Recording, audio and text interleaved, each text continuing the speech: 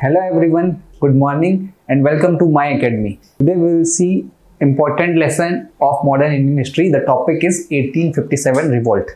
हम जानेंगे all the aspect of 1857 revolt, why it took place and what were different reasons regarding this revolt, and then various leaders participated in this revolt, how it converted itself into civil revolt. Eventually it converted itself into civil revolt. What was the reason, what were the reasons? Okay, और फिर देखेंगे कि इसका impact क्या हुआ, Britishers ने what lesson learned by Britishers after this revolt, right? तो ये होगा हमारे आज के सेशन का टॉपिक। और इसके पहले मैं आपको बताऊं 1857 रिवॉल्ट के पहले हमने कवर कर लिया है, एक ब्रीफ ओवरव्यू देता हूं कि सबसे पहले तो European advent of European is completed, then regional expansion. Now in that topic we have covered what regional expansion में हमने कवर कर लिया है Bengal, Maratha, right, Carnatic, Hyderabad, then Mysore, right? अगर आपको पढ़ना है तो एक बार सिख पढ़ लेना, Sikh Anglo Sikh war, and then small things are there. जब बिपिन चंद्र आप पढ़ोगे 12th क्लास वाली तो उसमें मेंशन है। Then we have covered after this land revenue system, and then rule of British, मतलब apparatus for ruling in India like judiciary, army, civil services, right?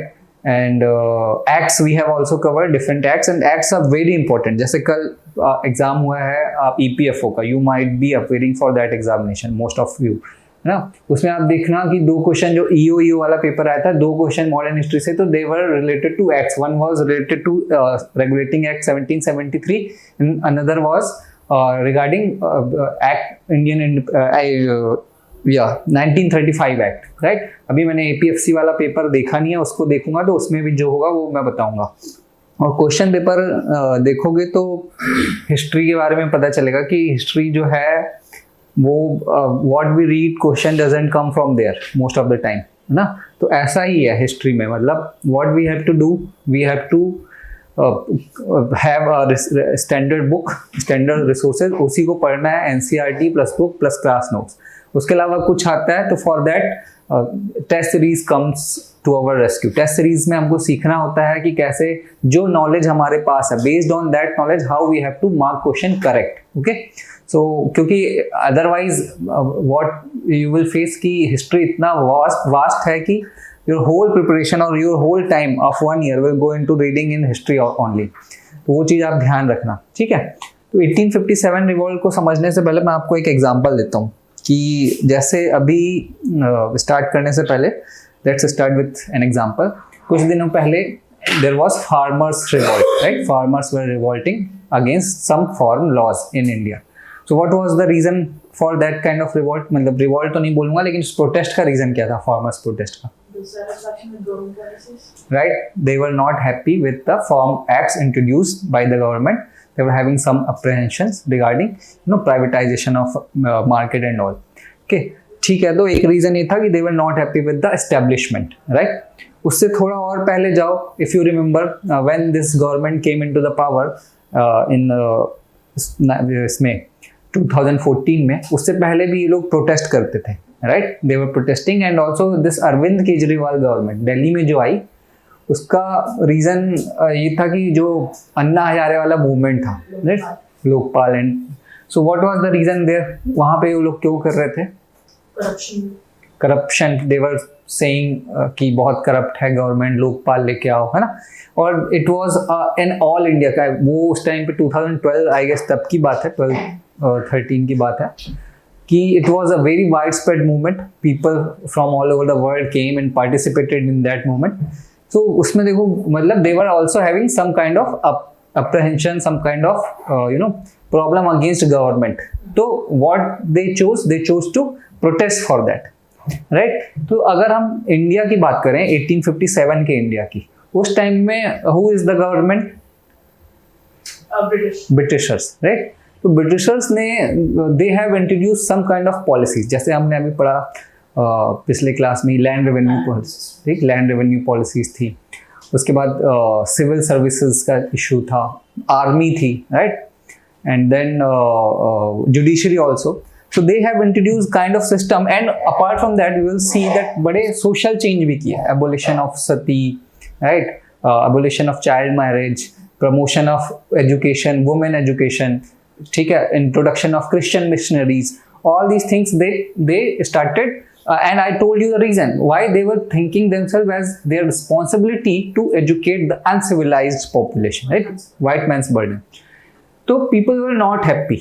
वो खुश नहीं थे तो they started revolting.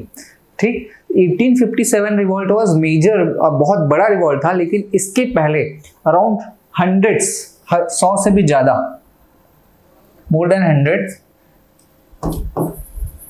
Right, tribal peasants and civil revolt हुए थे, right? 1857 के पहले. So it's not like that people out of sudden woke up from the slumber and they started protesting. No, it was not the case. हुआ क्या था कि जो pressure था वो बिल्डअप होना चालू हो गया था छोटे छोटे रिवॉल्ट्स के फॉर्म में. Tribal revolt, peasants revolt, civil revolt, ये बड़ा फैक्चुअल सेक्शन है, that's why I am not covering it, है ना. अदरवाइज एग्जाम के लिए बहुत इंपॉर्टेंट है, तो you have to cover it. अगर बोलोगे तो हम इसको लास्ट में कवर कर लेंगे, बट बहुत फैक्चुअल है इसमें. वो कहाँ पे कौन लीडर था, किस रीजन में ये हो रहा था, and what was the outcome of all the revolts were repression by British ना. कॉमन इसका फीचर आप देखोगे तो ब्रिटिशर्स ने दे रिप्रेस्ड एवरी रिवॉल्ट. ठीक है, they were having the might, they were having the power, they were having the army with themself. So it's quite obvious to guess कि हाँ ऐसा क्यों हो रहा है, और ये सारे कोऑर्डिनेटेड नहीं थे, ऐसे होते रहते थे. ठीक, तो ये चीज आपको पढ़ना है. 1857 रिवॉल्ट का बैकग्राउंड समझ में आ गया. ठीक, this revolt was started by sepoys. Sepoys mean सिपाही, जो आर्मी मैन थे, they were working in British army. But the thing you have to remember कि मैंने एक बार लास्ट में शायद बताया था कि it was a prestigious to be in British army, right. Regular salary देते थे वो, उनका सोसाइटी में भी एक गवर्नमेंट जॉब जैसा सिस्टम था. मैंने आपको बताया था कि it's like today we are very much obsessed and inclined towards having government job because it has certain benefits over private jobs, right. So at that point of time also, at one place, at one hand, the economic situation was deteriorating, okay, and on another hand, Britishers were offering some jobs. So people were, they were looking for that job. It was kind of prestige. लेकिन ऐसा क्या हुआ कि वो revolt कर गए. तो एक इकोनॉमिक मिलिट्री कॉज या सिपाही कॉज कहलाता है, इसको हम लोग देखेंगे. ठीक, और जैसे मैंने आपको बताया था कि how it converted into civil revolt, that also we will check. ठीक, तो चलो स्टार्ट करते हैं. 1857 रिवॉल्ट. अगर कोई एक वर्ड में पूछेगी व्हाट इज दिस रिवॉल्ट, तो व्हाट यू हैव टू से दिस. हाँ, सिपाही म्यूटिनी, मतलब कितने लोग किए थे ये भी मैं आपको बताऊंगा नंबर, की सिपाहियों ने ब्रिटिश एस्टेब्लिशमेंट के खिलाफ विरोध कर दिया था. Okay, that is simply 1857 revolt. And it is also known with other name, that's Sepoy Mutiny. No, Sepoy means Sipahi. The Indian Mutiny, the Great Rebellion. These names are given by whom? Indian historians, British historians also. Then Revolt of 1857, ये तो topic ही है. Indian Insurrection, First War of Independence. ये भी important है, हालांकि मुझे इसकी पूछे जाने की प्रोबेबिलिटी कम लगती, but as a general knowledge you should know कि इसको कहा था वी.डी. सावरकर, विनायक दामोदर सावरकर ने. So it can be asked that who said Indian 1857 revolt was first war of independence. And there can be question like that also mains में कि is it true that 1857 revolt was first war of independence. ठीक है, उसके लिए आपको बताना पड़ेगा कि क्यों हाँ हम कह सकते हैं और क्यों हम नहीं कह सकते. You can't take because it's a matter of history, right? You can't say that no it was not, or yes it was first war of independence. You have to give argument on both the side कि हाँ क्यों कहा जा सकता है, because there might be some unique features. What is the one unique feature? जैसे कि एक बताया मैंने, सिपाहियों का लड़ना, ये एक यूनिक फीचर है, because they were loyal towards British. ना ब्रिटिश आप खुद ही जा रहे हो फिर उनके खिलाफ विद्रोह कर रहे हो, तो इसलिए we can say. फिर वाइड स्प्रेड, बहुत लार्ज स्केल पे फैला था, ये भी also it can be one of the reason ना। तो ये क्या यूनिकनेस थी in this revolt, that because of which it can be said as first war of independence and why it is not। तो एक रीजन मैंने आपको बताया कि before that there were many revolts, है ना, tribal, civils and peasants revolt. तो ये था बेसिक चीज। Now you see that perspective, that किस टाइम की हम बात कर रहे हैं। So we are talking about 1857। 1857 means British have had spent 250 years in India by now. They came in around 1600, right? So they have spent 250 years by now।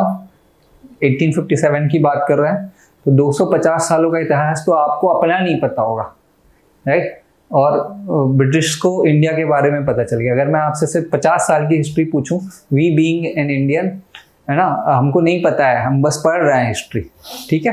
तो उनको इतना वास्ट नॉलेज हो गया था। Second, 100 years after Battle of Plassey. Why I have written Battle of Plassey? Because it was a major, it kind of major milestone watershed movement, है ना? कब हुआ था Battle of Plassey? 1857। और अराउंड देखो, सॉरी 1757,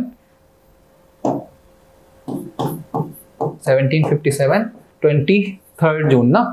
और ये भी, ये जो म्यूटिनी स्टार्ट हो रही है, this battle of Plassey, sorry 1857 revolt, it's taking place start जो है 10th में, है ना। तो around almost they are completing 100 years, अगर ईयर वाइज मतलब मंथ वाइज भी देखें तो ये। और फिर इसका इंपॉर्टेंस देखो कि after 100 years of battle of Plassey still we are fighting against Britishers, but after 1857 revolt we, after 90 years we are getting independence ना। तो 90 years is not a small time. उसके बाद भी हमको 90 साल लग गए। 90 साल इट्स वेरी बिग टाइम ना। अभी हमने सोचो कि we are just completing 75 years of independence, और उस हिसाब से आज तक कितना इंप्रूवमेंट कर लिया। तो उस 90 years में क्या क्या नहीं हुआ होगा, ठीक? तो ये चीज अगर थोड़ा ध्यान रखेंगे तो एक पर्सपेक्टिव रहेगा कि हाँ क्या चीज, मतलब क्या हो गया था उस टाइम पे, ठीक है? Now let's see unfolding of events कि कैसे कैसे क्या हुआ। तो ये मैंने पहले ब्रीफ में आपको बता देता हूँ कि जो सिपाहीज थे, सिपाही जिसको हम बोलते हैं, सो दे वर ऑलरेडी अनहैप्पी, राइट? उसके पीछे रीजन ये था कि Britishers, when they started recruiting Indian men in their army, so first of all they were respecting the social boundaries, ठीक है? उनको पता था कि क्या चीज़ें इंडिया में हैं। They were not touching the cultural aspect, religious aspect, है ना। बहुत slowly मैंने आपको बताया कि they were introducing reforms, but धीरे धीरे when more discipline, more training, everything started, started infusing in British army, तो ये religious जो sentiments वगैरह थे, ये भी इसको अवॉइड करना चालू कर दिया ब्रिटिश, राइट? तो एक resentment against Britishers were there among people in British army, Indian people in British army. तो वो छोटा छोटा स्मॉल पॉकेट्स पे रिसेंटमेंट दिखने लग गया, right? And also there were reasons कि क्रिश्चियन मिशनरी का introduction, I told you in 1813 act कि it was allowed to Christian missionary to come in India after taking what permission, है ना। फिर 1833 में तो वो परमिशन का भी हटा दिया गया कि आप आ सकते हो, राइट? तो ये चीजें होने लग गई 18 उसमें। और भी रीजन हम एक एक करके देखेंगे कि they were not getting proper chances, तो वो चीजें होने लगी। तो देखो यहाँ पहले आप देखोगे 19th infantry eight Baharampur Bengal, ठीक है, which refuse to use the newly introduce Enfield rifle and broke out in mutiny. ये फरवरी की ही बात है ना, 1857 में। और फिर मार्च 1857 में डिस्बैंड कर दी गई 19th नेटिव इन्फेंट्री बहरामपुर। उसके बाद आप देखोगे तो ये अप्रैल की बात है, April 6 Mangal Pandey 34th native infantry. What is this native infantry? Native infantry means या फ्रॉम इंडिया, है ना, नेटिव लोग हो गए ये लोग, तो ये नेटिव इन्फेंट्री बोलते हैं। तो 34th में जो है Mangal Pandey, we all know the story of Mangal Pandey, he is considered as what, first martyr of this 1857 revolt, right? 1857 revolt. पहला शहीद इनको बोलते हैं मंगल पांडे को, है ना? बहुत स्टोरी भी है मंगल पांडे, मूवी वगैरह आपने देखी होगी कि ही फॉट, और मतलब उन्होंने एकदम से गोली मारी दी थी जो अपने ऑफिसर को थे, तो सब लोग देखते रह गए थे, तो ऐसा कुछ था, है ना? तो ये चीजें पहले स्टार्ट होने लग गई, लेकिन जब ये खबरें आने लग गई, ब्रिटिशर्स स्टार्टेड डिस्बैंडिंग दिस इन्फेंट्री, और इसमें जो भी लोग थे सबको जेल में डाल देते थे, ठीक है? तो फाइनली क्या हुआ कि 10 मई 1857 को, ठीक है, मेरठ, जो कि which is 48 kilometre from Delhi से पास ही है, उस वहां पे लोग रिवॉल्ट कर दिए ब्रिटिशर्स के खिलाफ. They started firing against British officer. जो लोग जेल में बंद थे उनके साथ ही they started getting them released. Okay, they were going there and getting them released. And finally, on 11th May 1857, they marched towards Delhi, right? Band of Sipahi from Meerut, who had defied and killed the European officer previous day, crossed the Jamuna and set toll house on fire and marched on the Red Fort. ठीक है, red fort Delhi की तरफ आने लगे. Why they are coming to Red Fort? हाँ, Mughal emperor Bahadur Shah Zafar was nominal head, right? Because his power is now on ebb and he's kind of कि अब कुछ है ही नहीं है, तो but still Bahadur Shah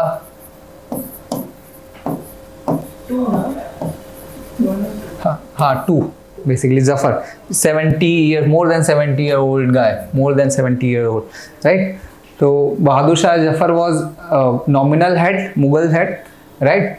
So अब एक रीजन तो ये था कि they are coming to take help from बहादुर शाह जफर कि you assume the leadership and fight against Britisher, right? And also आप ये भी सोचो कि दिल्ली से सिर्फ 60 किलोमीटर दूर था Meerut, right? So obviously they will come to Delhi itself, है ना? Bahadur Shah Zafar took a lot of time. He was in much of confusion, vacillation कि क्या करना चाहिए क्या नहीं करना चाहिए, and finally he thought to fight with Britishers और fight against Britishers. और इसका बड़ा बुरा हाल हुआ था बहादुर शाह जफर के का. इसको तो we know, है ना? हाँ, बेटों को अंधा कर दिया था, चौराहे में खड़े होके मार दिया था एकदम से. बहुत he was हाँ, he sent to exile, deported from India, sent to Rangoon. ये तो हम देखेंगे, लेकिन इसका बहुत बुरा हाल हुआ था. तो ये एक अनफोल्डिंग ऑफ इवेंट्स है, डेट कैसे ऐसी चीजें. नाउ लेट अस सी causes.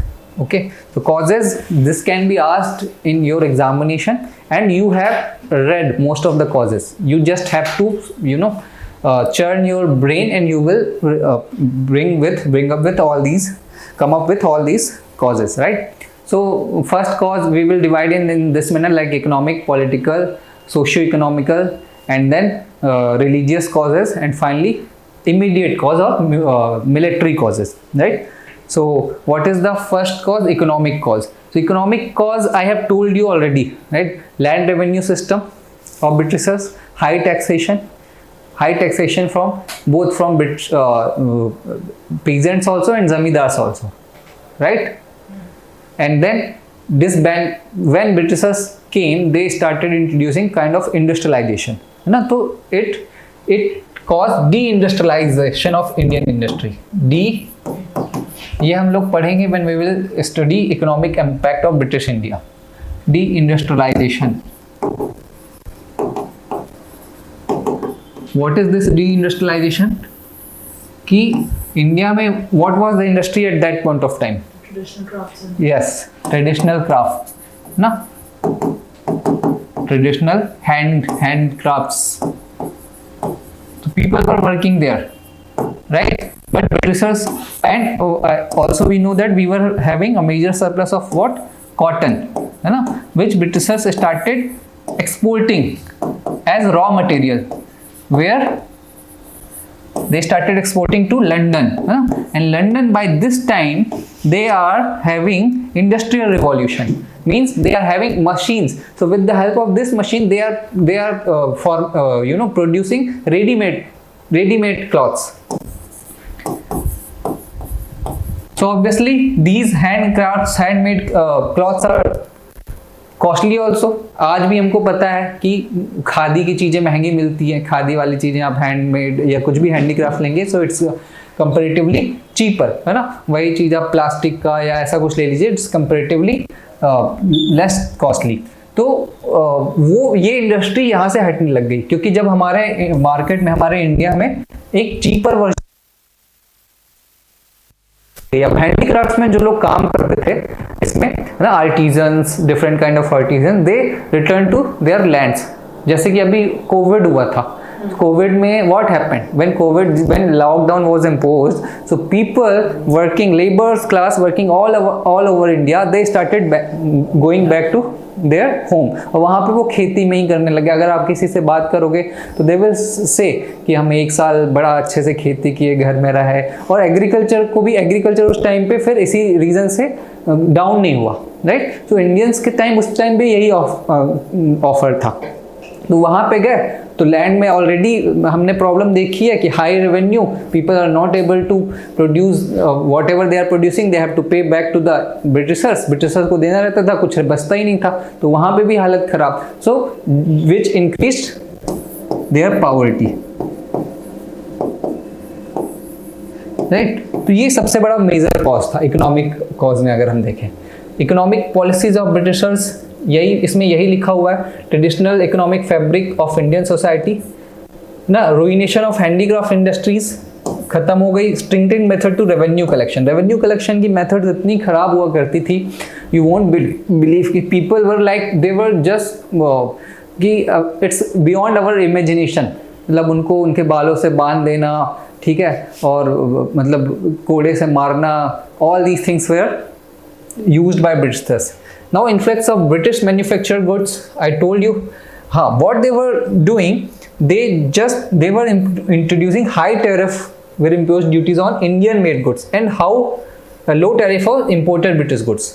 ठीक है. तो अब वही सब है ना. टैरिफ्स लगाने वाले भी वही हैं, भेजने वाले भी वही हैं, बुलाने वाले भी वही हैं. तो Indians good were in good demand initially, है ना. इंडियंस की चीज़ें थी वो अच्छी डिमांड में थी. तो उनको वहाँ पे जो ब्रिटिश में, लंदन में टैरिफ लगा दिया कि जिससे कि वो कॉस्टली हो जाए. टैरिफ का मतलब क्या होता है, कॉन्सेप्ट क्या होता है टैरिफ का, कि अभी जैसे चाइनीज़, एक हमारे यहाँ चाइनीज़ चीज़ें आती थी ना, डंप कर दी जाती थी, तो हम लगाते थे anti dumping duty, so that the producer of Indian subcontinent और इंडिया के जो लोग हैं, they can be protected ना. इसलिए गवर्नमेंट ड्यूटीज लगाती है, इंपोर्ट ड्यूटी लगाती है, एक्सपोर्ट ड्यूटी तो चलो अपने लिए, लेकिन इंपोर्ट ड्यूटी लगाती है. तो ऐसे ही लोग हाई ड्यूटी लगा देते थे वहाँ इंग्लैंड में, जिससे कि इंडियंस की जो डिमांड थी, जो भी चीज़ों की, it became costlier option for them, है ना. तो they were also creating a society that was pro-British.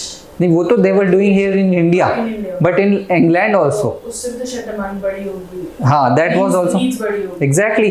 उनका एक ये भी कोशिश थी कि we want to have Indians in color but British और English in taste, है ना. So this also caused preference to British good. जैसे आज भी आप देखो ना, you go in society and see कि अगर ब्रांड वाले लोग, they just flaunt their brands कि ये इतने के इसके जूते हैं, ये ऐसा है. और कोई इंडियन ब्रांड्स नहीं, कोई ऐसा बोलना तो नहीं चाहिए, लेकिन कभी ये नहीं बोलता कि देखिए मैंने आज पतंजलि की टी शर्ट पहनी है ना. पतंजलि की या इंडियन ब्रांड्स कोई भी हो, कि कुछ भी हो, और उसके अलावा लेकिन कोई भी बाहर का ब्रांड है तो वी फ्लॉन्ट, है ना. और अगर कोई इंटरनेशनल ब्रांड हो गया तब तो फिर मतलब माशाअल्लाह. तो वही सारी चीजें थी. लॉस ऑफ जमींदारी राइट्स, ठीक. एग्जांपल आप देखो, in Awadh the storm centre of the revolt, 21,000 taluqdars were confiscated. Confiscated means they lost their revenue ship, their zamindaris. Increase pressure on agriculture and land, वो जो भी मैंने आपको सिखाया कि when people are losing their other job they are going back to agriculture, but in agriculture already there is a problem, already productivity is decreasing, already there is a high demand, already they don't have any surplus to feed themselves, so how they will survive after losing their job. So this was one of the major economic causes, right? So that's caused a kind of anger towards Britishers. Next cause हम देखते हैं,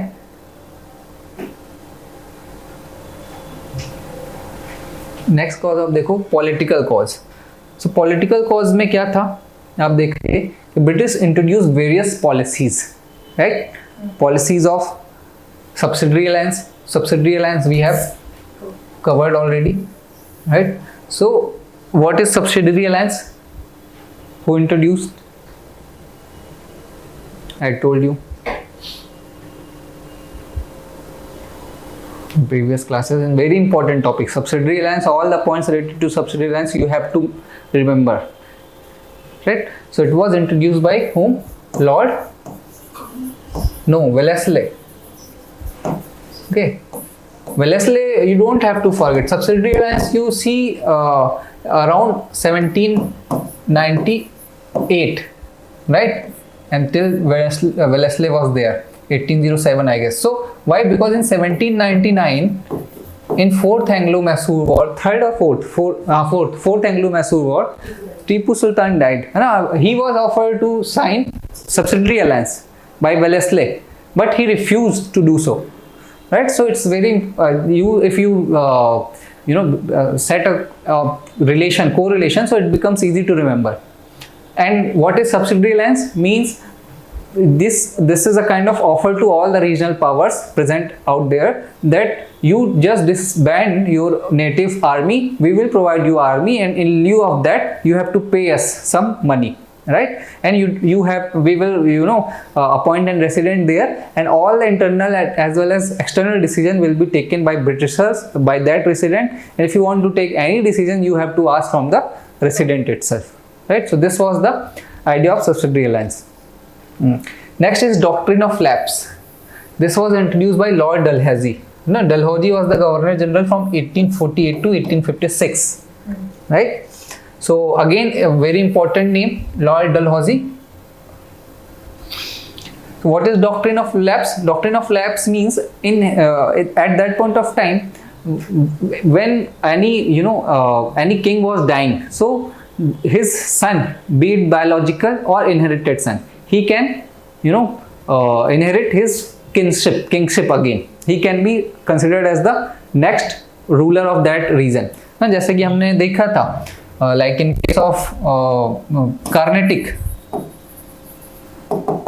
we have seen Carnatic में Sadatullah Khan was having no son, so his son-in-law Chanda Sahib, he was eyeing for the throne, right? So he could have been this Nawab also, है ना? ऐसा कोई problem नहीं था, but he Saadatullah Khan did not allow him, और उसकी जगह उसने एक दोस्त अली खान, हाँ, तो he was not his real son ना, अपने इसके भाई का बेटा था, उसको अपॉइंट कर दिया था. तो this kind of practice was prevalent at that point of time. So doctrine of lapse ने यही बोला कि if you don't have biological hair, so there is no right available to any other people whom you can assign, so you have to surrender your kingship, right?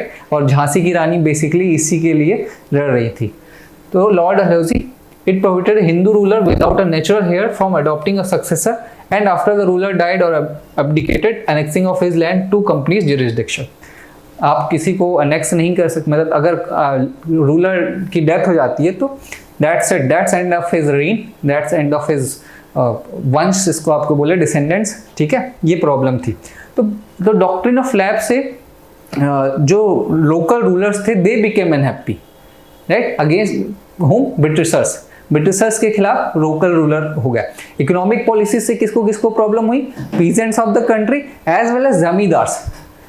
because zamindars lost their lands, है ना. We saw in case of Awadh, lost their lands, lost their prestige also. zamindars का बहुत prestige हुआ करता था. I told you when we were discussing the law, introduction of law in India, I told you that these people were appointed as a dispenser of justice also, right? Whenever any problem was there among peasants, so these peasants or local residents were coming to zamindars, right? So zamindars का prestige भी गया, power भी गया. So zamindars were also having some kind of grudge against Britishers. तो यहाँ पे zamindars नुकसान रूठ गए और दूसरे ये भी जो लोकल रूलर्स थे, है ना. तो ये पॉलिटिकल कॉज हुआ.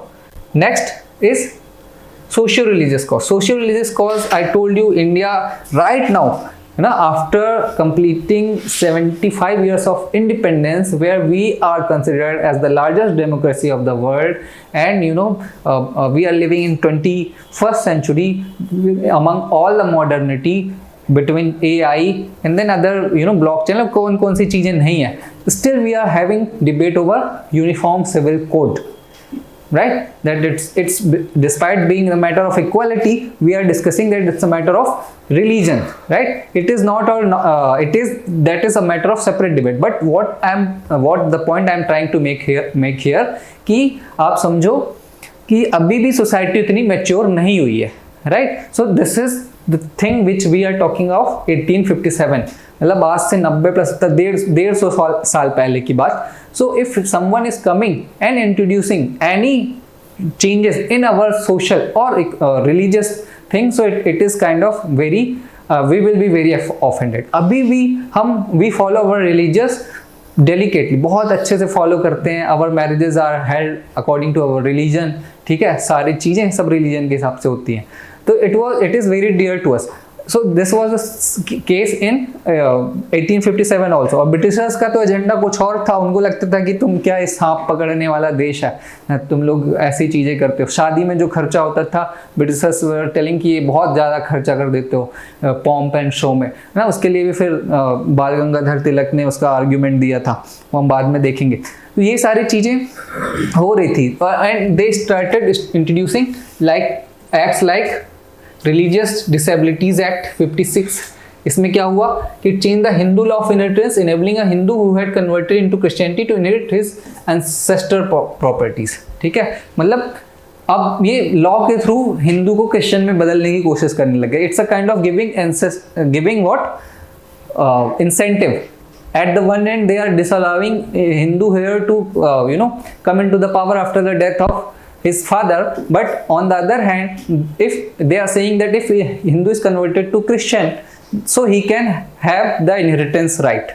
First thing. Second thing is abolition of practice like sati and female infanticide, widow remarriages, right? These in rural areas, widow remarriages, then this child marriage is still prevalent. Widow remarriage is considered a taboo. A widow cannot be married again, right? So this is the situation today itself, but not legal obviously. लोग चोरी छुपे करते हैं. उस time पे सब legal था, कोई लॉ वगैरह नहीं था. तो ब्रिटिशर्स स्टार्टेड इंट्रोड्यूसिंग लॉज, है ना. सती का कॉन्सेप्ट आपको पता है. Sati means if your husband is died, so you have to you have, हाँ, खुद भी आपको उसकी जो पायर है उसमें जाके यू हैव टू, मतलब बहुत आप सोच नहीं सकते कि ये कितना बेकार चीज सिस्टम था. तो ये सारी चीजें इन्होंने इंट्रोड्यूस करना चालू किया, तो विच ऑफेंडेड पीपल, लोकल पीपल, है ना. और क्रिश्चियनिटी का इंट्रोडक्शन हो ही गया था. I told you, introduction of western methods of education, है ना. ये भी हम लोग पढ़ेंगे, introduction of education in India. उसमें हम लोग देखेंगे कि कैसे starting from 1835 Macaulay's minute and then finally in Wood's dispatch 1854, right. And there was a controversy between mode of education, that what should be the mode of education among Indian masses, be it native language, that is Orientalism, or English language, that is Anglicist, right. So we will cover it separately. So local people started considering giving English education is an effort to westernize Hindu, right, or India. So this hurted their religious sentiment. Introduction of railways and telegraph was also viewed with suspicion. Railway का, telegraph का आना, ठीक है, modernity they were not ready for the change basically ना, they were not accepting modernity. उसका cause reason कुछ भी हो, why Britishers are introducing, that is a separate thing, but there were change happening and people were not accepting that change. They were not happy with those kind of change. So that's that's built or sowed a seed of discontent against Britishers. तो ये political socio religious region में आप लिखोगे, religious and socio religious region. Next is administrative cause. No, ये भी important. Administrative cause very simple. What is this administrative cause? Britishers introduced new apparatus of what ruling over India. They introduced judiciary, they introduced police system, they introduced army. So army is not concerned with local people, that is different thing, okay, because army is called upon on great danger. But what about local thing, like if you have any dispute, so before introduction of this judiciary you can go to local priest or local जो भी मौलाना है, जमींदार है, and you can get your things resolved. And also वहाँ पे problem ये थी कि this kind of resolution were based on personal preferences and also based on some kind of tradition की, जैसे ब्राह्मणों को ज़्यादा वो प्रिविलेज देना, ठीक है, फिर उसके बाद बाकी कास्ट को प्रिविलेज नहीं देना. And it also depends on whom you are going. If you are going to a Brahmin and you are also a Brahmin, so you can expect a kind of favourite decision, है ना. ये सारी चीज़ें थी. तो ये खत्म हो गया और उसके बाद जुडिशरी आ गई. जुडिशरी में आया तो पीपल, जो ब्रिटिशर्स थे और जो भी लोग अपॉइंट थे, they started taking money for dispensation of justice. तो corruption, rampant corruption was there. Corruption तो बहुत पहले, मतलब अभी भी फेनोमेना है ही इंडिया में, लेकिन उस टाइम पे बहुत था. Also justice became very costly for them and very distance from them. कहीं पे जाने के लिए दूर जाना पड़ता था, है ना, डिले भी होता था. In some cases there was 50 years delay, right. तो people became kind of irritated कि ये सारी चीज़ें हो रही हैं. They became very irritated with this. ये फोर्थ है. फिफ्थ है influence of outside events. Outside events क्या था कि it is kind of British suffered losses, है ना, और इट गेव क्या बोलते हैं इसको, कॉन्फिडेंस टू इंडियंस कि ब्रिटिश आर नॉट इनविंसिबल, है ना. ये एक माइथ बस्ट हुआ कि ब्रिटिश आर नॉट इनविंसिबल. ये वही है पंजाब वॉर्स का मतलब है, सिख वॉर वाली जो चीज़ें हैं, Crimean war and first Afghan war. It's part of basically world history. थोड़ा सा मैं बता देता हूँ. अफगान वॉर में क्या है, अफगान का, if you will see, if this is India, right, this is Afghanistan north west में, और इधर है Russia. So Russia was supposed to attack to Britishers, right? तो Britishers were using Afghanistan as a buffer, है ना. और Afghanistan knew the situation that British can attack them anytime. So Afghanistan was taking help with Russia. So to defeat Russia, they trying to defeat Afghan first, right? So it resulted into Afghan war. Outside influence भी था. And finally military cause.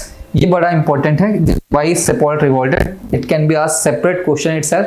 What was the reason of revolt of Sepoys in 1857 revolt? And if it is asked that what were different reasons, so you have to write this reason also, military cause also. So क्या है कि सबसे पहले Indian Sepoys found more than 80% of British troops. इस चीज को आप समझो. 80% British was India, but were considered inferior to British soldiers, right? उनको despite having a large chunk of their army, they were considered inferiors. ठीक, salary कम दी जाती थी, there was no chance of promotion to them, and they were treated badly, inhumanely, है ना. उनको British officers की, और they were always have to present in the service of British officers. उनको बहुत गंदे तरीके से ट्रीट करते थे. Limited avenues of appointment and promotion, right? Paid less than European Sepoys, and it was kind of fixed that they cannot reach up to what, a higher position, क्योंकि at higher position only who Britishers can be, Europeans can be employed. तो ये सारी problem थी. ठीक, और फिर एक देखो ब्रिटिशर्स 1857 के रिवॉल्ट की बात कर रहे हैं हम, there was also danger of other attacks. Myanmar में प्रॉब्लम चल रही थी, Russia, I told you. So they passed one act known as General Established Service Establishment Act, Enlistment Act. According to this act, sepoys have to go to serve in British land across sea. ठीक है, सी के बाहर भी मतलब आपको मतलब India के बाहर भी जाना पड़ सकता है, and you have to cross the sea, right. And crossing the sea was not considered good in where Indian society amongst Hindu itself. हाँ, it was not considered good. जो भी टैबू रहा होगा, जो भी उनकी मान्यता रही होगी, because many things today also is not considered good, like बिल्ली का रास्ता काटना. वी डोंट नो उसका रीजन क्या है, लेकिन फिर भी नहीं सही मानी जाती. ठीक है, और carry on with the religious practices there, like the food and everything. If it was not allowed here, they'd not be able to maintain the same outside. So that was one prominent reason of not allowing them to cross the sea, and they will lose their religion and they'll come back. That might be the reason. I am not aware about this. Right. So and when they were coming back, when if they were going, they have to go because it's there in service book, right. अगर आपकी job में ये चीज़ है तो आपको जाना तो पड़ेगा. But when they were coming back to their region, so they were outcasted. Now people of the village, people of the family were not accepting them, which is kind of very it's a loss of a huge prestige to army men working in British army. Right. तो ये problem थी, जिसके कारण वो उनका जो गुस्सा है वो एकदम भड़कता जा रहा था ना. It was kind of boiling pot, right. They were having many problems, और फिर बहुत सारी प्रॉब्लम्स को मिलके they just there was a चिंगारी को जिसको बोलते हैं ना, कि बस सारी चीज़ थी, अब चिंगारी देने की ज़रूरत है. तो वो चीज़ आया इमीडिएट कॉज में, right. I hope till now it is clear. So what is immediate cause? Immediate cause क्या आया? Introduction of Enfield rifle and grease cartridge, right? Grease cartridge, मतलब अब इसका भी मैं रीज़न बताऊंगा, which is not found. One second, हर जगह नहीं मिलता कि ये Enfield राइफल क्यों इंट्रोड्यूस किया गया, क्या रीज़न था Enfield rifle? Do you know any guess or anyone? We just hear that Enfield rifle were introduced and it was considered that this is the cartridge means जो गोली उसमें लगती है, it was used. So you can see at one hand they are holding what, this rifle, right, and they have to fill this cartridge inside that rifle, and the thing they have to do, it is having grease here, so they have to first open it. So how they can open with one hand? They have to definitely use their mouth. So and the rumor was that this grease contains what, fat of pig and cow, right. It was not true, but it is a kind of rumor. So ये बहुत hurt किया religious sentiments को, both Hindu and Muslim, because both are, अगर मतलब देखें आप तो मुस्लिम में भी ये चीज़ें अलाउ नहीं है ना, और हिंदू में तो cow is very sacred. So both refuse to use that, right. ठीक है. और ये फिर मंगल पांडे वाला एपिसोड हुआ जो हमको पता है. He refuse and attacked his senior officer. He was hang to death on 8th April. And on 9th May, 85 soldiers in Meerut refused to use the new rifle and were sentenced to 10 years imprisonment. ठीक है, 10 साल की सजा दे देगी कि आप कैसे use नहीं करोगे. Britishers were very ruthless. Whenever there was any kind of threat to their establishment, they were very ruthless. Right? At some point, whole infantry, before this event, whole infantry, they gave the kind of what, intimation that we all will resign. So the Governor General present at that point of time, he accepted all the resignation. So it's kind of you can't threaten them with your warnings and all. जैसे आज होता है ना कि कहीं कोई मतलब गुस्से में होता है, let's say if doctors are not happy, so they all go for strike. in any other department also, हम देखते हैं to put up their demand and to have their voice say over any particular issue, they take the help of strikes and protest. So ऐसा अगर British में होता था, Indian army करती थे, तो Britishers were ruthless, they were not listening it, right? अच्छा, ये तो हो गई immediate cause. और also one rumor that bone dust is mixed, right? आटे में आपको हड्डी का चूरा मिला दिया जा रहा है, ये एक रूमर था, right? So all these rumour were doing around the corner and people just started, ये जो 10 मई वाले सीन हुआ वो स्टार्ट हुए. अच्छा, मैं इससे पहले ये आपको बोला था कि I will tell you what was the reason to introduction of this Royal Enfield rifle. So before that there was a gun used known as brown breast musket. Brown breast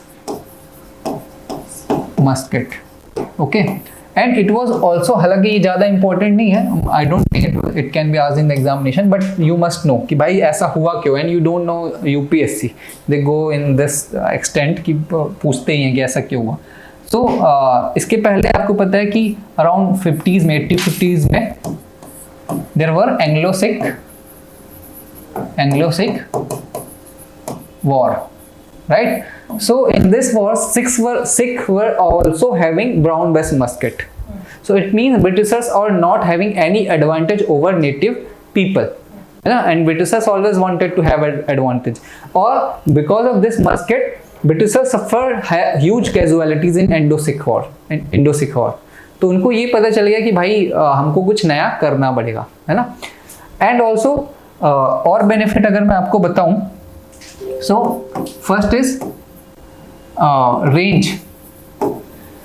जो एनफील्ड का range था that was 900 yards. उसके पहले जो brown best musket का था, musket range was only 200 yards,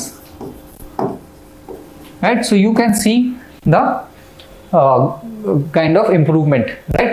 And 1 yard is around 0.9 meter, right? So it's अगर हम एक रफ एस्टिमेट में देखें तो इट्स काइंड ऑफ 1 किलोमीटर्स, लगभग 1 किलोमीटर का रेंज था, और इसका मस्केट का रेंज 200 मीटर्स का था. तो 5 times improvement. And second thing is yards के अलावा this Royal Enfield can fire, Brown Enfield, Royal Enfield तो नहीं, can fire 4 rounds per minute, 4 rounds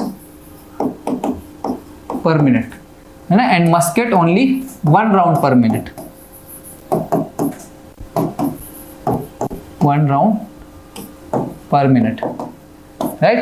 So obviously this brown breast Enfield gun was having so much efficiency over what? So welcome back. अब अगला मतलब discussion आगे हम लोग continue करते हैं.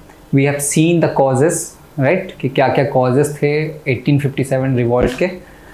covered economic causes, political causes, social religious causes, administrative causes, outside influence, and finally military causes. Each of the causes can be asked in examination separately, can be asked in different manner also, कि what was the political reason या ऐसे करके, right?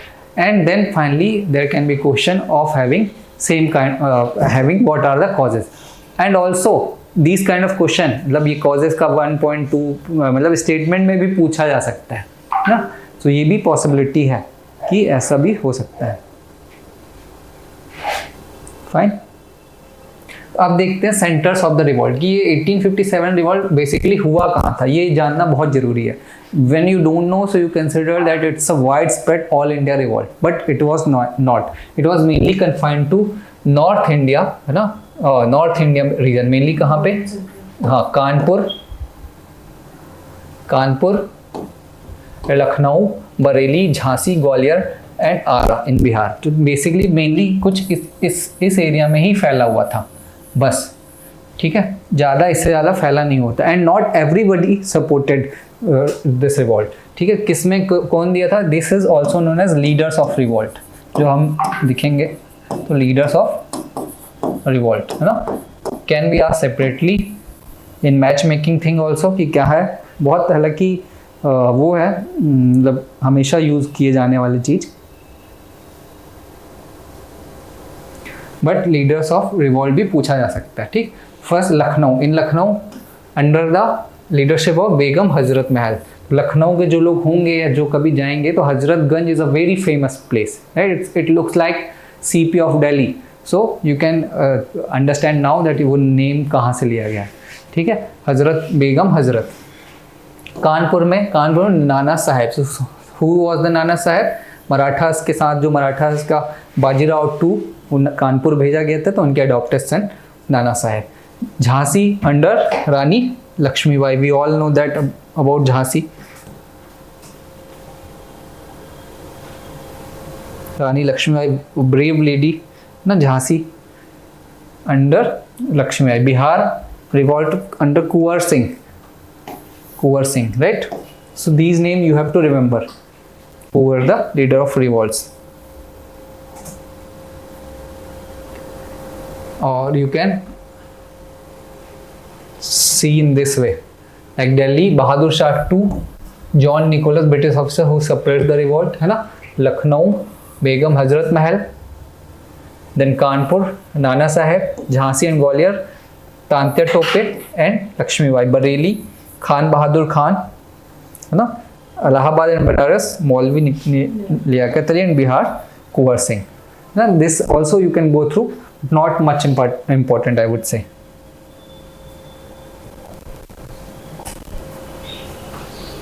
Now comes the suppression of the revolt. अच्छा, and before suppression, let me tell you that why this revolt is also known as, why this revolt is converted into civil revolt. This can be the question, we have discussed it also कि civil revolt में क्यों बदल गया, and what is the difference between civil revolt and then sepoy revolt. First thing you have to understand, so sepoy revolt means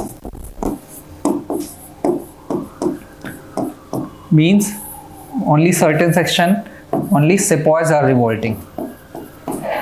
Sepoys are revolting, right? And then civil revolt means other population. Civilians means we everyone included in civilian, right? जो भी देखो दो type की population होती है, एक तो हो गया मिलिट्री एंड दूसरी सिविलियन, है ना। तो मिलिट्री में तो जो भी police personal, army man, these are part of military section, and then other than military other people like civilian में हम सब आ जाते हैं। उसको फिर अलग you can classify in different thing कि वुमेन हो गई, मेन हो गई, वर्किंग हो गया, नॉन वर्किंग हो गया, फार्मर्स हो गया, राइट, वर्क इंडस्ट्रियलिस्ट हो गया, they are different segregation are there, but basically collectively they all known as civil. तो civil revolt means when general population started revolting, right. So why it converted into civil revolt? Any idea? First of all, you agree that it converted itself into civil revolt? Yes, right? And why? Because the other population also. Yeah, they also joined, right? They were having grudge. I told you, sepoys तो it's gave avenue to others to participate. लेकिन इनको जमींदार को problem थी, नाना साहब को हमने देखा है ना, ठीक है, जो पेशवा उनको प्रॉब्लम थी. He was having a kind of grudge. He wanted to take revenge from the Britishers. Because Britishers suppressed all their जो भी उनका था डिसेंडेंट्स थे सबको, Marathas empire was crushed by Britishers. ठीक, annexations, different annexations, and जमींदार की प्रॉब्लम थी, they lost their kind of power and Prestige, तो सब लोग पार्टिसिपेट, पीजेंट्स की प्रॉब्लम थी, सब ने जितना हो सकता था they came together and they started fighting against Britishers. ठीक है, तो इसलिए it converted itself into civil revolt.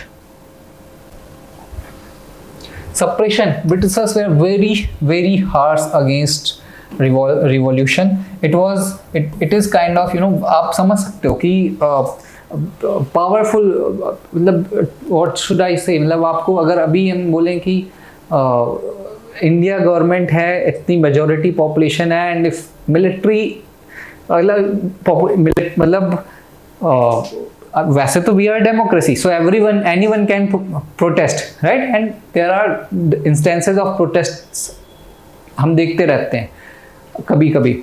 लेकिन आप चाइना का समझ लीजिए, China it's not democracy, right, China is kind of authoritarian rule. वहाँ पे अगर पीपल स्टार्टेड रिवोल्टिंग, जैसे आपने देखा होगा if Hong Kong before some time Hong Kong was revolting, so China became very very apprehensive towards them, जितना भी हो सकता था उसको सप्रेस करता था। एंड वो तो चलो हांगकांग तो दूर की बात है, you take the issue of Covid में चाइना ने वहाँ के लोगों की क्या हालत की थी। अभी जीरो कोविड पॉलिसीज के कारण एप्पल प्लांट वहाँ पे बंद करना पड़ा। People were not they were suffering, they were dying, but China's government was not able to accept that these people are suffering from COVID because they were having zero COVID policy. लोगों को 20-30 दिन घर से बाहर नहीं निकलने दिया जाता था। So in that case, if people started revolting against Chinese government, so it's a kind of big blow in their prestige, right? And they will take all the measures to suppress that revolt. So same was the situation with Britishers. Britishers are here not for welfare of the people. They are here to rule, to maximize their profit, okay, to loot as much as they can. So if people are revolting against them, so obviously they will apply all the means available to them to suppress that revolt. इसलिए इन्होंने पूरी कोशिश करके 1 साल से भी कम उसमें time में रिवोल्ट को सप्रेस कर दिया, मिडिल ऑफ 1858 में। टू बी प्रिसाइज मैं आपको बताऊं तो सितंबर अराउंड में खत्म हो गया, ठीक है। On July 1850, 14 months after the outbreak, the immediate peace was finally proclaimed by Lord Canning. जुलाई फिर अगस्त सितंबर तक में ऑलमोस्ट खत्म हो गया था।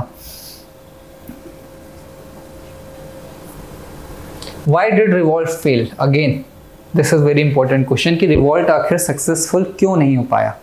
What do you think?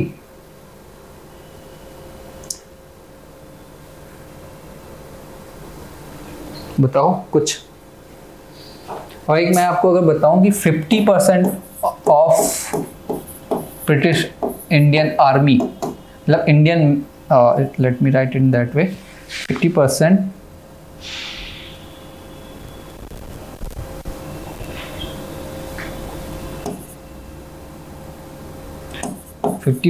of Indian men in army, around 50% in British army, they revolted, and this was the first instance. Now they revolted against British, which is a huge number, right? And Britishers were still powerful, क्योंकि इस ऐसा ही revolt एक दूसरा instance है RIN mutiny, है ना, जो 1942 में होगा। वी विल स्टडी दैट जब क्विट इंडिया मूवमेंट पढ़ रहे होंगे। So then Britishers were not able to regain or fight back with that revolt. Bureaucrats started fighting against Britishers. Royal Infant Army, Royal Indian Army, मतलब जो RIN mutiny हुई थी वो started fighting against Britishers, ठीक है। But here also 50% people, 50% strength of your army is fighting, and still you are able to fight back. तो region क्या है? सबसे पहले तो देखो limited uprising. Revolt was mainly confined to Doab or north और central region, it was not all India spread, ठीक है। Second, the large princely states Hyderabad, Mysore, Travancore, Kashmir as well as the smaller ones of Rajputana did not join, ठीक। जो large princely states थे हैदराबाद, मैसूर, त्रावणकोर, कश्मीर, इन्होंने join ही नहीं किया, Rajput revolt को ज्वाइन ही नहीं किया, है ना। And how can they join? They have learn their lesson कि ब्रिटिशर्स कितने रूथलेस है। मैसूर में already you can see 4 Anglo Mysore war and there was nothing left. Hyderabad we have seen Hyderabad में कैसे ये लोग एक दूसरे की हेल्प करते थे, they were changing side, Britishers से कब हेल्प लेना कब हेल्प नहीं लेना। Travancore we have seen that it's kind of remain neutral most of the time, है ना। मैसूर जब attack, and Travancore was always British ally, right.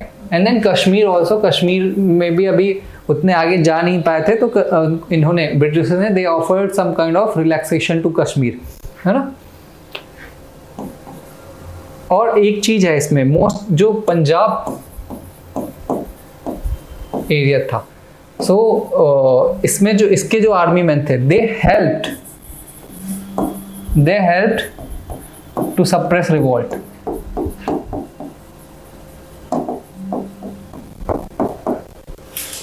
ठीक है, पंजाब वाले हेल्प कर रहे थे रिवोल्ट को सप्रेस करने में. The southern province did not take part in India. This can be also the question. Why southern province did not take part in the India? In this revolt, sorry. It is mentioned in the Bipin Chandra, but जो मोटी वाली Bipin Chandra उसमें directly mention है, so you can expect question anytime, right? So why southern part was not taking part in 1857 revolt? Any guess? So reason is very simple. I told you that before 1857 revolt there were various small revolts, and these revolts were local in nature, but they arose in different part of the country. Means eastern, western, northern, southern, every part of the country these revolts were there. So one kind of revolt was Velu Thampi revolt, right, which was there in southern India. So Britishers were so harsh against these revolutionaries, and they were so harsh, so ruthless, so insensitive, that in some cases they just hanged people in front of everyone. है ना, मतलब चौराहे में खड़े होके ही लटका दिए जाते थे. This was the situation.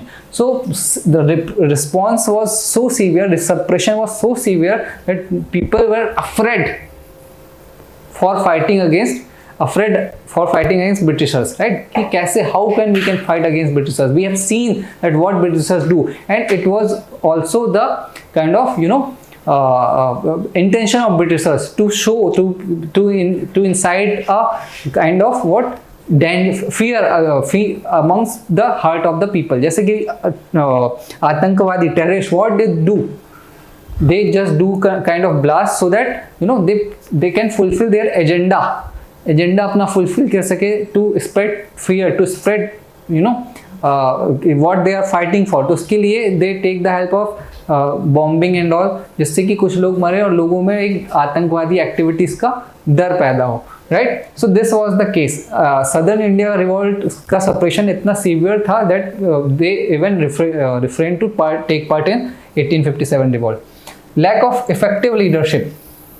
We have seen the name of the leaders, but again these leaders are fighting for their own cause, not for the cause of country, not for fighting. They are having their own personal grudge, own personal animosity against Britishers, and they are trying to fulfill or take revenge for that animosity or for that cause, right? So that's why there was no coordination among them. Everybody is fighting for themselves. Limited resources in terms of man and money. कहाँ Britishers के पास 1857, 1864 पंजाब, बंगाल है, मैसूर है, everything is there. They have the all their hand in coffer, and सब कुछ treasures के उनके पास है. और ये लोग लोकल चंदा इकट्ठा करके, ठीक, और just with the help of spears and वो जो इसको हिंदी में अगर मैं बोलूँ तो हाँ, भाले और कुल्हाड़ी से लड़ रहे हैं. And they have the Royal Enfield rifle, Brown best musket, इतनी सारी चीज़ें they have at their disposal Britishers, right. So there was limited resource. No participation of middle class. Middle class मतलब people who are having if their stomach is filled, they are not empty, they are not hungry, empty stomach नहीं है, hungry नहीं है, so why they would care? अभी भी यही होता है in most of the cases. They have job, okay, they have their responsibility. Middle class only have opinion, but when it comes to taking action, so they just confine themselves inside their houses, right? So यही होता है. और social cause, it's not general but most of the cases. Poor communication between the leaders. Same thing, ineffective leadership, lack of coordination, proper planning, communication, no communication channel amongst them. Britishers are having everything, telecommunication, मतलब जो telephone is with them, right? They have railways with them, resource mobilization किया जा सकता है. ये थी. Well equipped and disciplined company troops. So this is the well known thing कि company का ट्रूप्स जो भी था अभी फाइट कर रहा था, वेल इक्विप्ड था, डिसिप्लिन था, we just started fighting against Britishers, so it was bound to fail. And severe repression by Britishers का जो repression था कि सबके सामने गोली मार देना, फांसी में लटका देना, ये सारी चीज़ें थी. तो these were the reason for failure of revolt, right? एक चीज़ मैं आपको और बताने वाला था, अभी मेरे दिमाग में आई थी. एक तो ये सदर्न लीडरशिप वाला हो गया, और था अभी आएगा तो बताऊंगा इसमें कुछ अगर याद आता है. ठीक है, तो ये सारे रीजंस थे because of which revolt field. इसको मेरे ख्याल से आप लोग अपने से ही लिख सकते हो कभी अगर पूछा जाता है तो. नेक्स्ट इज रिजल्ट और इम्पैक्ट ऑफ द रिवॉल्ट. ठीक है, किसका रिवॉल्ट का रिजल्ट क्या हुआ, इम्पैक्ट क्या हुआ. So first is end of company rule. Company rule means, ये क्या है end of company rule, what does it mean. British East India Company which converted itself into political entity through which act. Before that it was commercial. We have discussed it converted commercial to political entity. 1833, right? You can see, check once.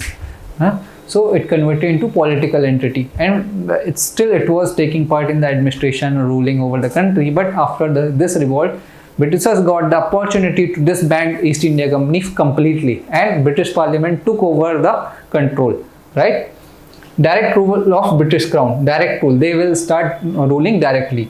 At Darbar in Allahabad, Lord Canning announced that the Indian administration was to be taken over by Queen Victoria, which in fact means British Parliament. मतलब अब जो भी rules, regulations, laws बनेंगे, it will be decided by British Parliament. Now they are taking lesson. They became religious tolerance due to due attention was to be paid to the customs and tradition of India, right? कि भाई ऐसे ही कुछ भी introduce नहीं कर देना. People are very sensitive, right? And it's not good for us because we have to subdue them at the end. Military reorganization. Now they understood that who can fight, who cannot fight, who are loyal to us, who are not loyal to us. So they started reorganizing military. Initially I told you that when Britishers were recruiting Indian people, so what basis they chose? If you remember, I told you they chose among wheat eating and rice eating people.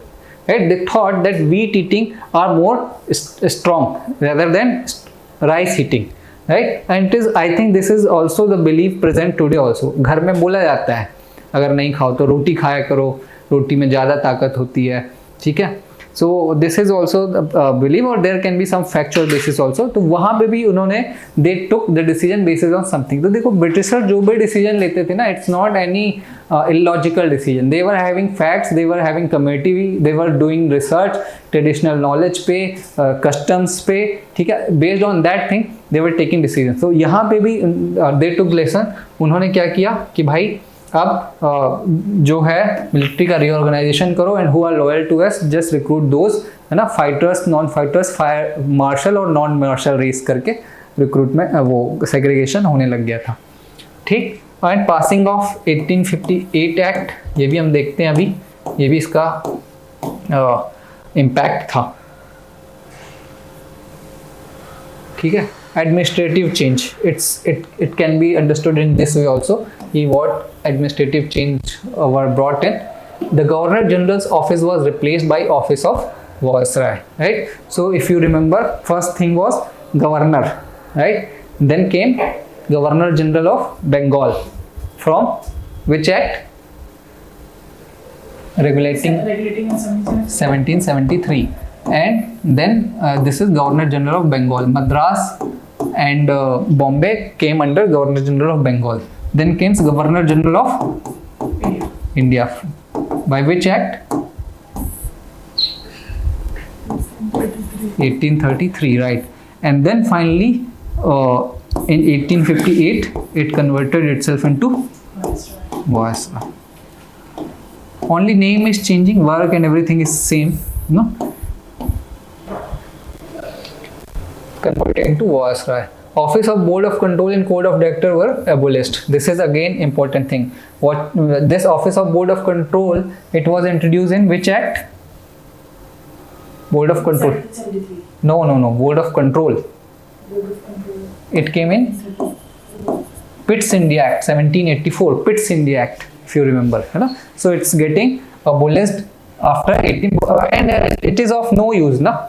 Why it would not be abolished when there is no role of company, and these two bodies were basically responsible for controlling the affairs of the company. So when there is no company, so what is the use of these two? So they were abolished.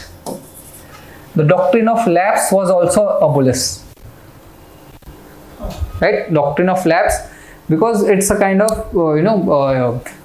change or tweak in the Hindu custom. So as we have seen that they started becoming more religious tolerant, so they stopped this. The right to adopt sons as legal heir was accepted now, because it's abolished. Instituted office of Secretary of State for Indian with the council of 15 members. So this is important. Governor General Council, instead of Governor General Council, we are having new council, which is one is Secretary of State. ठीक है, he will sit where? This Secretary of State will sit in London.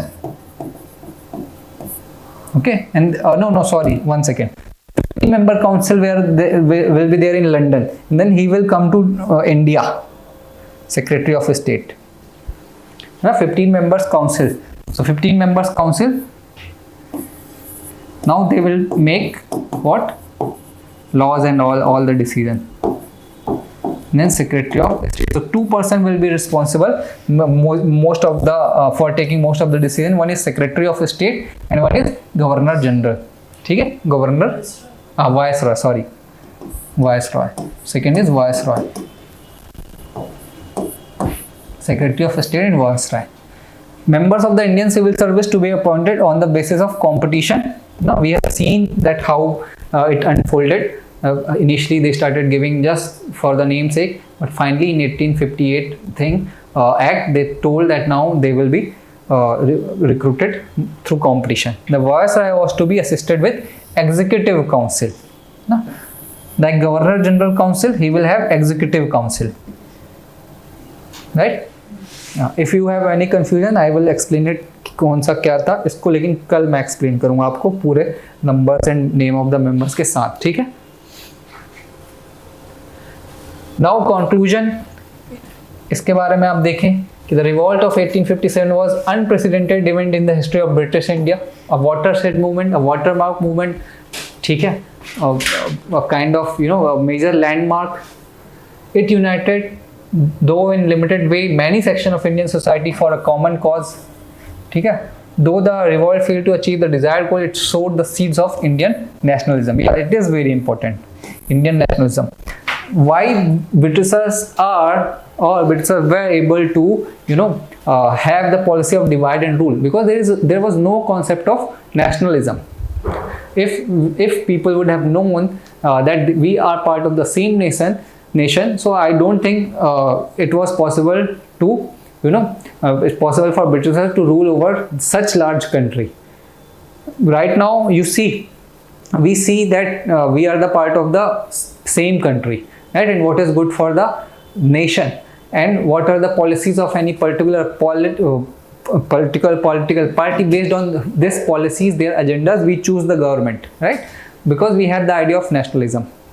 So this was not the case. इसके अलावा भी आप कुछ लिख सकते हैं कि क्या क्या इसके इम्पोर्टेंस और सिग्निफिकेंस क्या रहे हो सकते हैं. ठीक है. 1857 रिवॉल्ट्स के कुछ सिग्निफिकेंस अगर आप सोच सकें अभी, अगर सिग्निफिकेंस 1857 रिवॉल्ट्स के. वैसे तो we have discussed everything. It became inspiration for further movement, है ना. People took inspiration from 1857 revolt. Still Mangal Pandey is being revered, right, among nationalists. कि Mangal Pandey is considered as great leader, right. So ये भी है कि आगे ये पूरे national movement को, जो अपना freedom struggle movement था, it provided a kind of inspiration. Even the British got to know that if you touch religion, which is a very sensitive issue, it can lead to a massive outbreak. Company rule was completely crushed. Exactly. So British understood that what is the power of the people, of the country, and first time they kind of tasted this kind of revolt.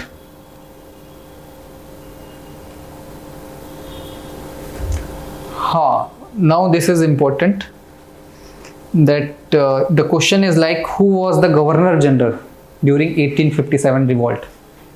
So the answer will be Okay. Lord Canning, right? Lord Canning. And who was the Viceroy during 1857 revolt? Yes, not during, but as he was the first Viceroy, so he will be considered the Viceroy. Okay. Important events: the Mutiny of 1857, passing of Indian Council Acts 1861, ये हम देखेंगे next class में, withdrawal of doctrine of lapse, introduction of code of criminal procedures, है ना, CRPC, enactment of Indian High Courts Act, Indian Penal Code, ये सारी चीज़ें जो इसमें टाइम पे हुई होंगी ये है.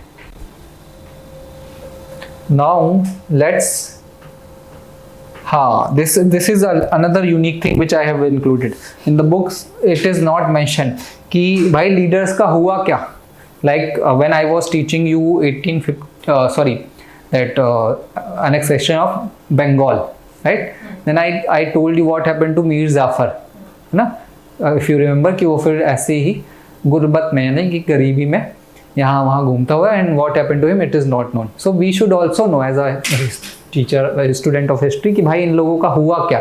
So this is the thing which I have included. Bahadur Shah Zafar, we know that he was captured and sent to Rangoon. His sons were shot dead. Still they are not fighting, they are not, killing Bahadur Shah.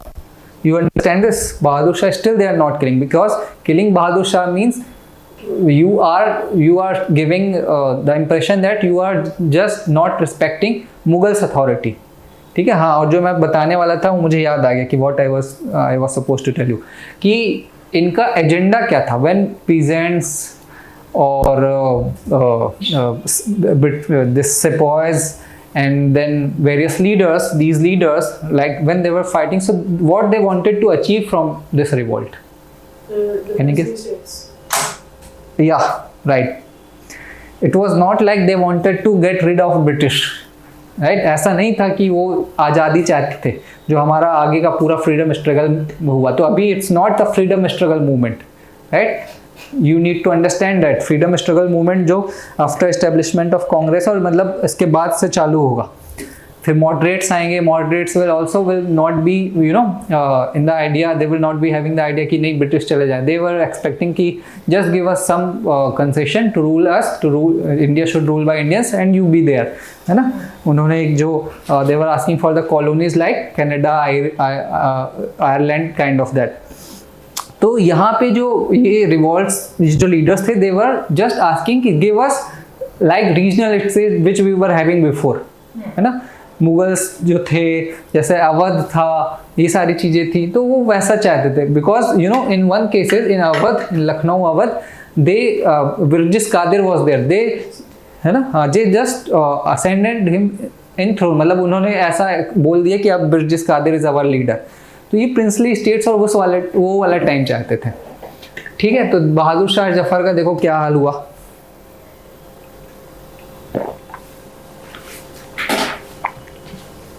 नाना साहब fled to Nepal and was never heard again. Nepal चले गया, उसके बाद उनका क्या हुआ आज तक नहीं पता चला. Tantya Tope fled to jungles of central India, later caught and killed in 1859. ठीक. Rani of Jhansi was killed in battlefield Jhansi, captured by Sir Hugh Ross. ठीक है, Rose. And he made comment for Jhansi also कि she was the ऑल, है ना, paper की इनका इतना वो था. In by 1859 Kunwar Singh, Bakht Khan, Khan Bahadur Khan, Maulvi Ahmadullah, all dead. सो इतने, सोचो एक साल बाद ही इनकी मौत हो गई. सब इतने बूढ़े थे. Begum Hazrat Mahal was compelled to flee to Nepal, ना. It should be compelled to flee to Nepal, कि आप भी Nepal. British had lot of meant to invest money and resource all the same, है ना. ये तो है. तो ये सारी चीज़ें इनका फेट हुआ. अब MCQ देख लेते हैं. Find the incorrect match for the centre of revolt and associated British officer. Incorrect match आपको करना है. तो ये बड़ा फैक्चुअल है. Jhansi we know sir Hugh Rose were there. वो जो लिस्ट थी उसमें से आपको देखना है, इसका मैं डायरेक्ट सही आंसर बताता हूँ।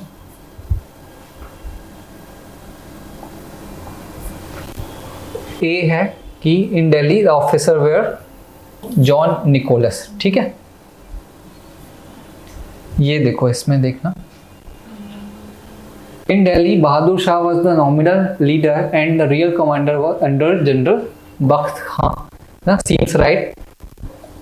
इन Lucknow revolt was led by Begum Hazrat Mahal, second है ये तो। In Arrah Rani Lakshmi Bai assume leadership of sepoy, so is it no, Arrah is where in Bihar, है ना, बिहार में है।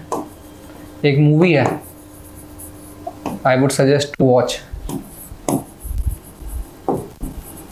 अनारकली ऑफ आरा। कौन सी है उसमें? स्वर भास्कर, ठीक है। तो ऐसे टाइम पास मूवी है, मतलब अच्छी मूवी है, बट इंटरटेनमेंट के लिए ठीक है। बस ये बताया कि यहाँ से आरा से था। 1 and 3 ना, देखते हैं। इसका आंसर डी है, विच इज 1 and 3। 20 और queen refuse to seat Jhansi. 20 और मतलब जब आप सोचोगे ना इनके बारे में, अभी तो वी जस्ट हियर कि हाँ झांसी की रानी, भगत सिंह, लेकिन इनकी एज देखो 22 ईयर ओल्ड। हम उस टाइम पे कोई अगर पूछ ले कि टेल मी अबाउट योरसेल्फ, तो वो तक नहीं बता पाते थे ना। भगत सिंह 23 इयर्स की एज में, मतलब ही was not afraid. And one thing you know कि जब वो उनको फांसी पे चढ़ाने के लिए गया, उनका वजन किया गया तो वो बढ़ा हुआ था। हाउ, मतलब कितनी बड़ी चीज़, मतलब इतना मैं तो कभी कभी सोचता हूँ कि कितनी इंस्पिरेशन लेने वाली चीज़ है। एंड ही वॉज आस्क्ड कि भाई आपकी लास्ट विश क्या है, तो यू नो कि उन्होंने क्या बोला था उनकी लास्ट विश? नहीं, वो लास्ट विश तो मूवी में दिखाते हैं कि हम नहीं, मैं वैसे है वो, तो उसमें थोड़ा रहता ही टोल कि मैं ये एक बुक पढ़ रहा हूँ, इसका चैप्टर मुझे ख़त्म कर दे दो। वो रेसियस रीडर ही वॉज, उनके पास हमेशा बुक रहती ही थी। 23 इयर्स की एज, मतलब कितना बड़ा फीट अचीव कर लेना 22 इयर्स की एज में, झांसी की रानी। हम लोग बस अभी पता नहीं क्या करते रहते हैं। ठीक है, और मुझे नहीं लगता कि you need any other motivator than them. Bhagat Singh के बारे में पढ़ना और झांसी की रानी के बारे में पढ़ना, आजकल तो अलग अलग टाइप के मोटिवेशनल स्पीकर हैं, लेकिन मुझे लगता है इनके बारे में पढ़ना चाहिए। Which of the following steps were taken by the British after the end of war independence? ठीक है, क्या क्या किया उन्होंने? तो सबसे पहले British parliament transfer the power of the, ठीक है ये सही है। Ruling chiefs in India were allowed to pass on the kingdom their heirs including adopted true, मतलब डॉक्ट्रिन ऑफ लैप्स अबॉलिश्ड हो गया। A member of British cabinet was appointed secretary of state, है ना, ये भी ट्रू है। All of that, तो British देखो, member of British cabinet was appointed, वो ब्रिटिश कैबिनेट का मेंबर होगा।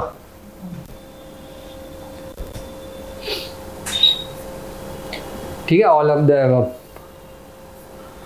Next, who among the following governor general decided that Bahadur Shah Zafar would be the last Mughal king? Obviously Canning, है ना, इसका कैनिंग ही होगा।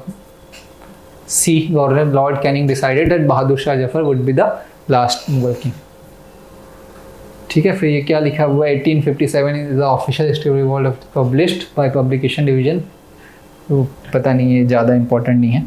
तो देखो इसमें ना यूपीएससी में अभी इस सेक्शन से ज़्यादा क्वेश्चन नहीं पूछा गया है। लेट मी कंफर्म ऑल्सो, मेरे पास है इसका और देख लेता हूँ।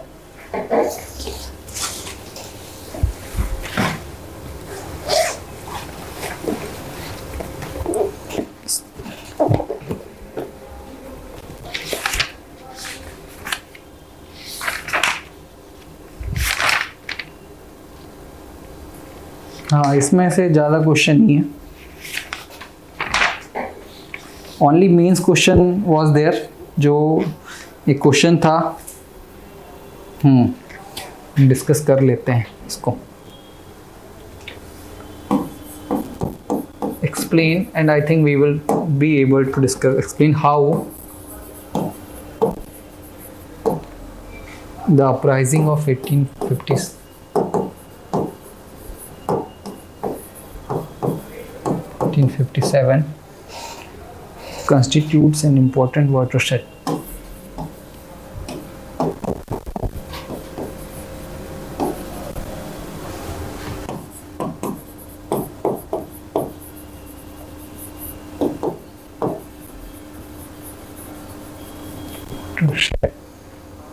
in the evolution of British policy towards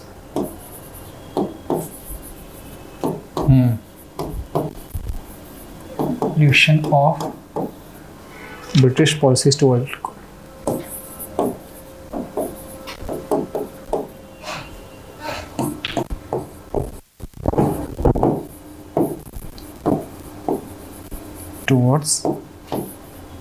colonial India. Now you read this question and tell me what you would write in answer. आपने 1857 पढ़ लिया है, ठीक है, इसके इसमें क्या लिखोगे? It was asked in 2016. Read it carefully and then reply.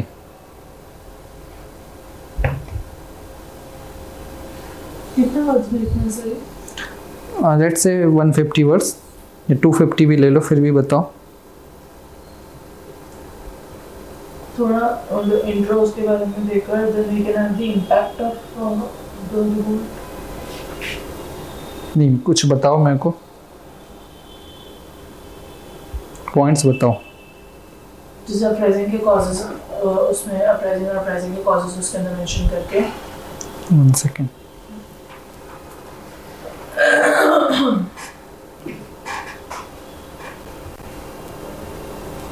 What exactly is the meaning of the word watershed here? Very important.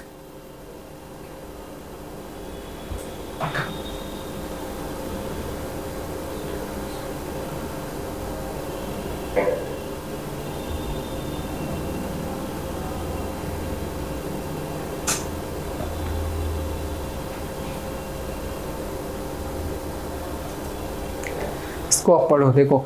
Explain how the uprising of 1857 constitutes an important watershed in the evolution of British policies toward colonial India. ठीक है, मतलब इसमें discuss क्या करना, आप मुझे ये बता दो. Yes, right, exactly, impact. हाँ, ये आपने सही बोला कि बट अब इसमें कैसे लिखेंगे हम? अगर वर्ड लिमिट 250 है तो हमें उसके बारे में पहले thing is see you are right. And impact में कौन सा इम्पैक्ट मेंशन करना है बेसिकली? तो transfer of power from company to exactly in the evolution of British policies toward colonial. क्या policies उन्हें approach they changed exactly, very good, right? But अब यहाँ पे देखो how, ये चीज important है. अब you can write direct impacts that it did ये, इट डिड वो, है ना. ये है लेवल ऑफ यूपीएससी. इसमें आपको क्या लिखना होगा? So we can mention that the revolt of 1857 marked the end of marked the end of British East India Company's rule in India. It directly brought the crown rule into the country. See, two things are there. We know that these changes were brought in, right? Establishment of Secretary of State, was changing of was abolition of doctrine of lapse. But here the thing is, you have to explain that how these things were changed and why these things were, how uprising of 1857 constitutes an watershed moment in the evolution of British policies towards colonial India. ठीक है, तो इसमें आप देखो कि evolution में सबसे पहले बेसिकली एक ये बताना होगा कि इवोल्यूशन कैसे हो रहा था. तो different acts you have to tell in 1 or 2 line, है ना. ये नहीं कि 1773 में ये हुआ. You have to simply tell कि Britishers were taking control over India slowly through these acts. ये इवोल्यूशन हमने बता दिया. And then comes the 1857 revolt, right, which was kind of shocker for them. They were not expecting it. It's a kind of shocker. ठीक है. अब उसके बाद उन्होंने next whatever they did, they took the lesson from 1857 revolt. ठीक है. तो सबसे पहले एक मिलिट्री वाला बताओ, segregating military based on the martial, non-martial, loyal, non-loyal spheres. ठीक है. फिर abolition of doctrine of lapse बताओ कि they abolished. Why? Because they were not trying to touch what? The religious sentiments of Indian people, native people. ठीक है. फिर उसके बाद आप उसको भी बता सकते हो कि बोर्ड ऑफ कंट्रोल और इन सब का खत्म, because they are of no use and Britishers wanted to have more control over Indian population, right, and they didn't want to have any third party हो गई एक तरीके से रूल करने के लिए East India Company, and there was no relevance for East India Company as of now. Could there also be a change that when company came, company's whole agenda was profit, but when crown came, the agenda turned to ruling along with profit? No, it has changed way before, है ना, 1850. हाँ, ये बहुत पहले ही change हो गया था, ये समझ में आ गया था. ठीक है, तो ये इस डायरेक्शन में आपको लिखना है कि रीज़न क्या है ना, ये सारी चीज़ों के, और कैसे हुआ analysis. This is basically asking for analysis, that you do the analysis. Okay, why it is happening. We know the reason what has happened, we also know that, but what is the basic, you know, why it is important. ठीक, तो इसके पहले भी एक और question आया था, but it is not related to, वो भी मैं एक बार लिख देता हूँ आपको, क्योंकि ना समझना ज़रूरी है. ये 2019 का क्वेश्चन है. The 1857 uprising was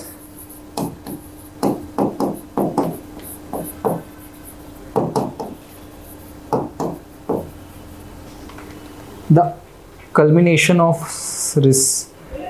recurrent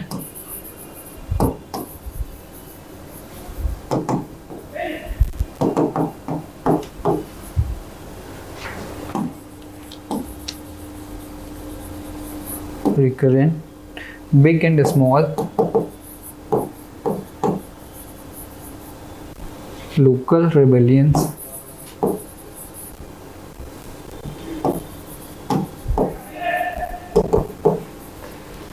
that had occurred in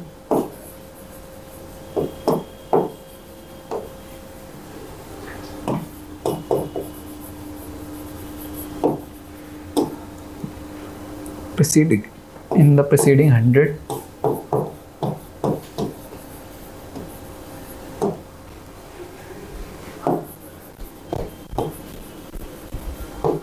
years.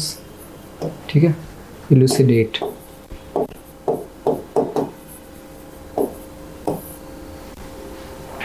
Now you tell me here what it is asking. Peasants, tribal और जो revolts आप बता रहे थे, वो जो पहले हुए हैं. Exactly, है ना? The revolt of 1857 was not the first one. People were already dissatisfied, which has been proven in different revolts, जो भी उनके factual descriptions हैं वो.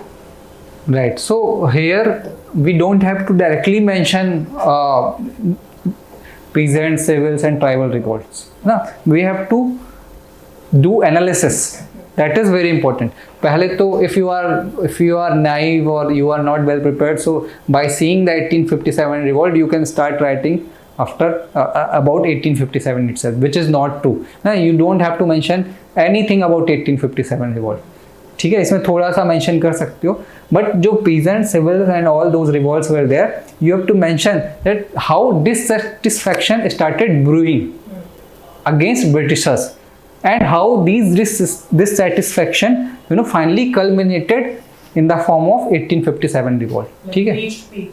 हाँ, reached its peak. ठीक है, उसमें कुछ मेंशन करना पड़ेगा कि peasants का लीडर जो यहाँ पे होगा, he was affected with the help of, मतलब एक थोड़ा डिटेल इसमें डिस्कशन देना होगा. mention कर सकते हैं, a lot of the army in the British thing was peasants. Exactly. हाँ, तो they were having sentiments attached with those revolts, है ना. ये बहुत अच्छा पॉइंट आपने बोला है कि जो आर्मी मैन थे वो peasants थे, तो उनका sentiments attached था ना. They have seen their people were suffering actually. Right, so उस लेवल का आप लिखोगे तब अच्छे मार्क्स आएंगे, otherwise just filling up the pages is not important. Right, so let's end the class here. We have done sufficient discussion, detailed discussion about 1857 revolt. Tomorrow we will discuss the establishment of Indian National Congress, next important movement, right, important moment in Indian freedom struggle. और फिर वैसे तो इसके बाद socio religious reform भी discuss किया जा सकता है, but again that is a factual point, socio religious reform. So I would leave it to you. Last में अगर ज़रूरत होगी तो हम लोग देख लेंगे, है ना, वेरियस सोशियो रिलीजियस रिफॉर्म. अभी हम 1857 के आगे 1885 establishment of Congress and then further moderates extremist. उससे पहले मैं आपको अच्छा वो उसके बाद पढ़ाऊंगा economic impact of British rule, है ना, वो बड़ा इंपॉर्टेंट है, ट्रेन थ्योरी एंड ऑल। मैं नेक्स्ट क्लास कल ही हो सकता है वो पढ़ा दूँ। ठीक, उसके बाद जो एक्ट्स हैं 1861 एक्ट्स वो पढ़ लेंगे हम, वही है 1858 तो हमने देख लिया, ठीक है 1861 देख लेंगे एंड देन वो नेक्स्ट जो है 1947 इंडिपेंडेंस एक्ट तक वो तो जैसे जैसे आता जाएगा बीच में वैसे देखेंगे। लाइक 1909 क्या कॉन्टेक्स्ट था उस एक्ट का, why it was brought in, right, वैसे हम देखेंगे। ऐसे तो एक साथ पढ़ लेंगे तो समझेंगे नहीं, कॉन्टेक्स्ट के हिसाब से समझेंगे, ठीक है। So thank you for watching. और आप मैं तो यही बोलूँगा कि आते रहो, देखते रहो क्लासेस, जिससे कि इंटरेक्टिव बनाया जा सके।